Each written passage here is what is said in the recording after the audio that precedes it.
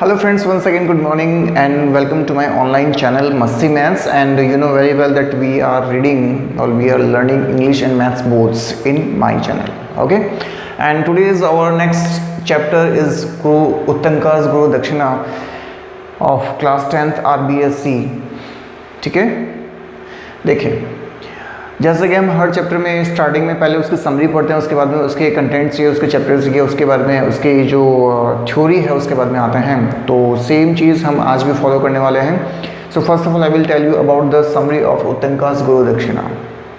देखिए ये जो चैप्टर है वो उत्तंकास मतलब एक लड़के पर है जो कि बहुत पुराने समय की इसमें बात बता रखी है, कैसे वो अपने गुरु दक्षिणा को कंप्लीट करने में सफल होता है और उसमें उस गुरु की क्या क्या उसमें चमत्कार उसने गुरु ने उसके लिए किया है या फिर क्या क्या उसकी सहायता की है और कैसे वो उस लड़के मतलब उत्तंका जो है वो अपने कार्य में ये फिर दक्षिणा देने में सफल होता है। ये चैप्टर में बता रखा है। ठीक है, बहुत ही इंटरेस्टिंग ये वो है चैप्टर। तो देखिए शुरू करते हैं हम चैप्टर के साथ में।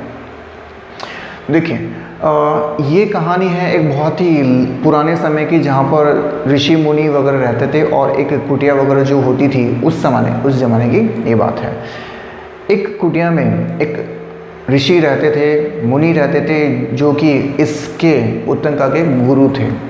उत्तंका उनसे अपनी शिक्षा प्राप्त करता था, पढ़ता था उनसे, और जब उसकी शिक्षा कंप्लीट हो गई तो उस समय हम क्या करते थे, मतलब लोग जो शिष्य थे वो गुरु को दक्षिणा देते थे। जैसे आज हम फीस देते हैं स्कूल की, वैसे वो दक्षिणा देते थे। जो भी वो मांगते थे उन्हें देना पड़ता था, शिष्य को देना पड़ता था, अदरवाइज़ उसकी जो शिक्षा थी वो अपूर्ण मानी जाती थी, मतलब पूरी नहीं मानी जाती थी। ठीक है, तो जब उत्तंका की गुरु से कंप्लीट शिक्षा हो चुकी थी तो अब बात आती है गुरु दक्षिणा की। तो वो अपने गुरु के पास में गया और उन्होंने कहा कि हे गुरुवर, मुझे ये बताइए कि मैं आपकी किस प्रकार से सहायता कर सकता हूँ, मतलब गुरु दक्षिणा मैं आपको क्या दूँ। गुरु उसके पास में मुस्कुराए और उन्होंने कहा कि देखो बेटा, मुझे कुछ नहीं चाहिए, मैंने तुम्हें शिक्षा दी, तुम इतना एबल या कैपेबल हो चुके हो कि अब तुम्हें कुछ चीज़ सिखाने की ज़रूरत नहीं है, मेरे लिए इतना काफ़ी। तो उसने कहा कि नहीं गुरुवर, ये तो देखो आपको मानना पड़ेगा, गुरु दक्षिणा तो आपको लेनी पड़ेगी। फिर भी गुरु ने कहा कि चलो ठीक है, अगर तुम इतना ही चाहते हो तो एक काम करो, मेरी पत्नी के पास में जाओ और उससे पूछो कि उसे क्या चाहिए, वही मेरे लिए गुरु दक्षिणा होगी। उसने कहा ठीक है। वो अपने गुरु की पत्नी के पास में गया और मतलब गुरु माता के पास में गया और उनके पास में पूछा, हे गुरु माता, मैंने गुरुजी से जो अभी तक शिक्षा प्राप्त की है उसके बारे में उन्हें कुछ दक्षिणा देना चाहता हूँ, लेकिन वो कुछ ले नहीं रहे और उन्होंने मुझे आपके पास में भेजा है, तो आप बताइए कि आप क्या लेना चाहेंगी, वही मेरी दक्षिणा होगी। तो गुरु माता ने कहा कि हाँ क्यों नहीं, मैं जल्दी ही यहाँ पे एक दावत रखने वाली हूँ, तो मुझे रानी के कुंडल चाहिए, मतलब रानी की बालियाँ चाहिए जो वो अपने कानों में पहनती है, वो मैं उस दिन पहनना चाहती हूँ। उसको थोड़ा सा अजीब लगा कि ये क्या मांग लिया, मैं तो सोचा था कि कुछ और मांगेगी जो मैं कैपेबल हूँ देने में, लेकिन ये तो कुछ और ही मांग लिया, मैं कैसे दूँगा। निराशा हुई थोड़ी सी। तो उसने फिर भी देनी तो थी, तो उसने क्या कहा कि ठीक है माँ, ठीक है माता, मैं रेडी हूँ देने के लिए। अब नेक्स्ट डे वो रवाना हो गया महल की तरफ, उस शहर के महल की तरफ, राजा की तरफ, रानी की तरफ। और जब वो रवाना हुआ तो जंगल का रास्ता उसने चुना, बिकॉज़ वो एक ही मात्र रास्ता था, वहाँ पर वो गया। जब वो जंगल की तरफ जा रहा था, ये जंगल के आधे रास्ते में जब पहुँच चुका था, तो उसने अचानक से एक बड़े से सांड को अपनी तरफ आते हुए देखा और उसके ऊपर एक आदमी बैठा हुआ देखा। उसने सोचा कि ज़रूर ये कोई राक्षस है और ये मुझे मार डालेगा। वो बहुत ज़्यादा घबरा गया और जैसे से वो सांड उसके पास में आ रहा था वो बहुत ज़्यादा बड़ा होता जा रहा था, उसको बहुत ज़्यादा घबराहट हुई, वो डर गया। थोड़ी देर बाद में जो वो सांड और वो आदमी जो उस पर बैठा था वो उसके पास में आकर रुके और उस आदमी ने उसके हाथ में एक प्याला, एक कटोरा थमा दिया, एक पानी का सा कटोरा थमा दिया और कहा कि तुम इसे पी लो। उत्तंका ने कहा कि नहीं, ये तो इतना गंदा पानी मैं कैसे पी सकता हूँ। बोले कि नहीं, तुम पी लो, ये तुम्हारे आगे सहायता करेगा, जिस रास्ते तुम जा रहे हो ये तुम्हारी सहायता करेगा। उसने कहा ठीक है, पी गया, गंदा पानी से पी गया। उसके बाद में वो आगे चला गया और वो सांड वाला जो आदमी था वो अपने रास्ते चला गया। उत्तंका जब आगे चला गया तो अपने महल मतलब उस राजा के महल के पास में पहुंच गया और उसने एंट्री मार दी। राजा के जो सेवक थे पहरेदार उसे राजा के सामने लेकर गए कि उन्होंने कहा कि देखो ये हमारे पास में आया है, आपसे कुछ कहना चाहता है। राजा ने उसे देखा, उसकी हालत देखी, उसके जो कपड़े थे बहुत ज़्यादा मैले हो चुके थे, गंदे से हो चुके थे। उसके पास में गया और कहा कि सर झुका के, राजा, हे प्रभु, आदरणीय राजा, मैं मेरी गुरु माता के लिए आपकी रानी के कुंडल लेने आया हूँ, बालियाँ लेने आया हूँ, क्योंकि मुझे वो गुरु दक्षिणा में मांगी गई है।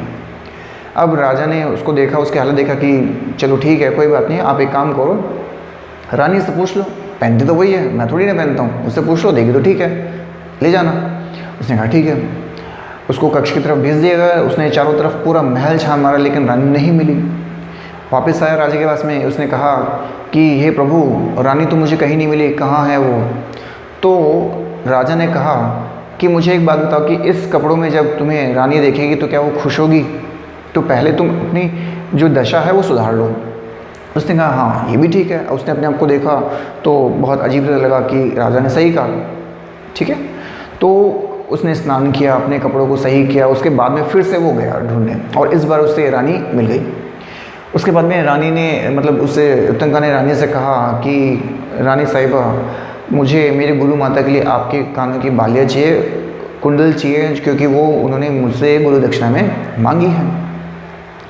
रानी बहुत खुश हुई कि देखो ये अपनी गुरु दक्षिणा के लिए मेरे पास इतनी दूर से यहाँ पर चल कर आया है।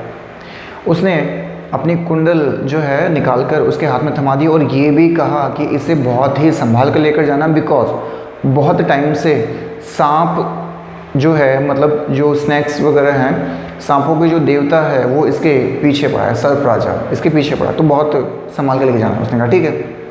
उसने कुंडल लिए और निकल गया वापस उसी जंगल के रास्ते में। काफ़ी थक चुका था। उसके बाद में उसने क्या कहा, मतलब क्या सोचा कि एक पेड़ के नीचे कुछ ना रेस्ट किया जाए थोड़ी देर के लिए। वो लेट गया और जो कुंडल थे वो अपने सामने मतलब अपने जो बगल में थे उसने रख के थोड़ी देर उसने रेस्ट किया। रेस्ट करने के नाम से उसे नींद आ गई और इतनी ही देर में उसके जो कुंडल थे वो वहाँ से गायब हो गए। उसने देखा फटाफट से कि कोई ये क्या हुआ, कुंडल गायब हो गए। वो फटाफट से वो उठा और देखा तो उसने देखा कि एक आदमी जो है वो अपने हाथ में उसके कुंडल लेके भाग रहा था। उसने उसका पीछा किया। पीछा जब किया तो उसे पता चला कि वो जो आदमी है वो धीरे धीरे सांप का रूप ले गया और एक बिल में घुस गया। अब उसको टेंशन हो गई। अब वो उसने कोशिश की उसको खोरेदा कि कैसे न कैसे वो मिल जाए, लेकिन नहीं मिला। बहुत दुख हुआ, रोने लग गया, पैरों को पटकने लग गया और इतनी ही देर में एक आदमी प्रकट हुआ। उस आदमी ने कहा कि क्या हुआ, मैं तुम्हारी सहायता के लिए यहाँ पे आया हूँ, मुझे बताओ क्या प्रॉब्लम। उसने कहा कि वो जो कुंडल थे वो एक सांप लेकर चला गया। तो उसने कहा कि वो सांप नहीं, वो सांपों का राजा है जो तुम्हारे कुंडल लेकर गया। और उसने क्या किया, कहा कि मैं तुम्हारी सहायता करूँगा। बिजली कड़की और बिजली कड़कते ही उसने देखा धरती हिली और वो डर गया। उसने अपनी आंखें बंद कर ली और जब उसने आंखें खोली तो देखा कि उसके जहाँ पे वो खड़ा था, जहाँ पे वो बिल था, उसके वहीं पर बहुत बड़ा सा गड्ढा हो गया। उसने कहा कि तुम इसमें जाओ। उस आदमी ने कहा कि तुम इसमें जाओ और वो जो कुंडल थे वो ले आओ। उसने कहा ठीक है। वो गया तो उसने अपने आप को सांपों के राजा के महल में पाया अपने आप को, ठीक है, जिसको कि इंग्लिश में सरपेंट कहा जाता है। वहाँ पर उसने अपने आप को पाया।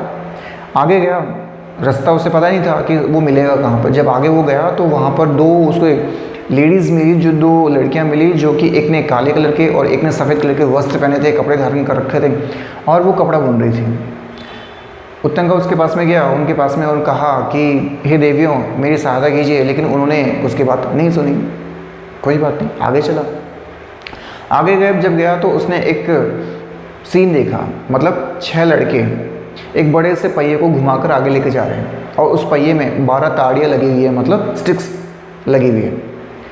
उन्होंने मतलब उत्तंका ने उनसे हेल्प मांगी कि आप में से कोई मेरी सहायता कीजिए, नहीं सुना, आगे चले गए। कोई बात नहीं, वो भी आगे चला गया।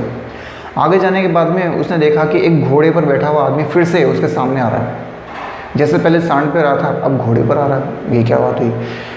उसके सामने आया और उसने पूछा कि हे प्रभु मेरी सहायता कीजिए। वो रुका।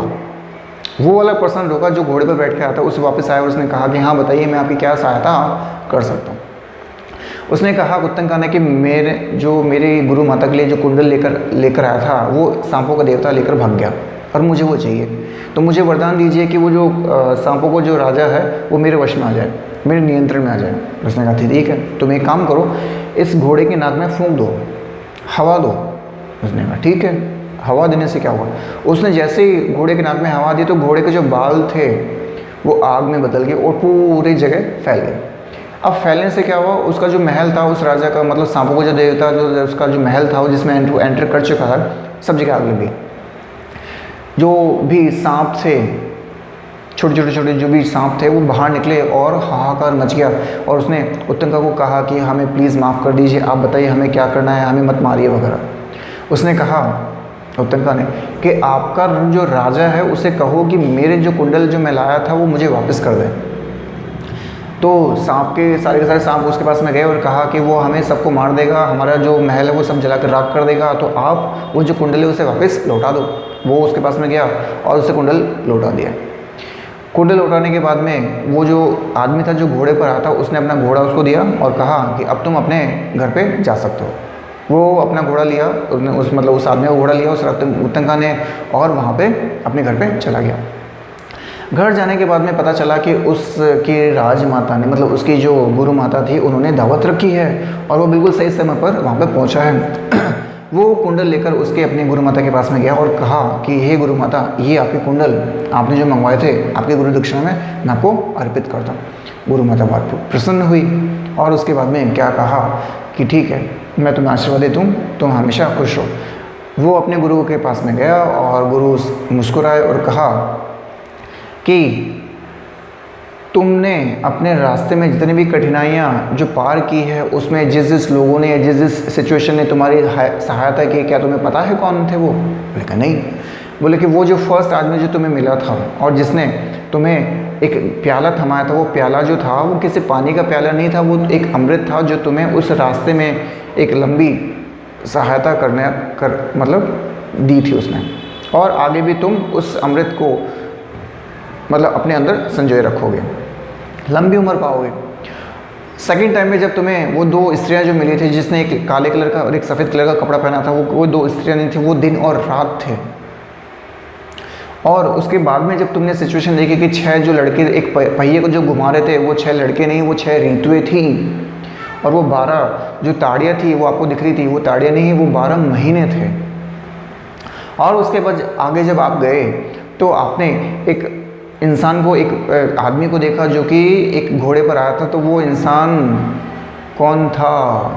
वो अग्नि देवता थे। और वो इंसान जिसने तुम्हारे लिए गड्ढा खोदा था वो कोई और नहीं, वो इंद्र देवता था।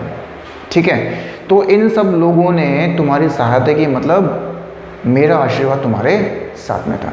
और उसके बाद में फिर गुरु ने कहा कि अब तुम अपनी गुरु दक्षिणा को देने में सफल हुए हो, मेरा आशीर्वाद तुम्हारे साथ है, और अब तुम क्या कर सकते हो, अन्य लोगों की जैसे अपने जीवन को व्याप्त कर सकते हो, मतलब बिता सकते हो। तो वो बहुत खुश हुआ और उसके बाद में वो वहाँ से चला गया अपने घर, और उसने अपनी लाइफस्टाइल को चेंज कर लिया, मतलब अब वो अन्य लोगों के जैसे अपना जीवन बिताने लग गया। ठीक है, तो ये थी हमारी गुरु दक्षिणा किसकी? उत्तंका की, जो कि उसने कैसे इतनी मुसीबतों का सामना करते हुए अपनी गुरु माता के लिए जो रानी के जो कुंडल थे वो उसके लिए लेकर आया। ठीक है, देखिए बहुत इंटरेस्टिंग कहानी थी ये और बहुत ही अच्छी भी है। ठीक है, एंड आई होप सो कि आपको ये कहानी समझ में आई होगी। ठीक है, इसमें ऐसी कोई भी बात मैंने नहीं छोड़ी जो इस चैप्टर में आई हो। ठीक है, नेक्स्ट अपन क्लास में मिलेंगे एक नए चैप्टर के साथ में और नई मस्ती के साथ में। ठीक है, तो टिल देन गुड बाय।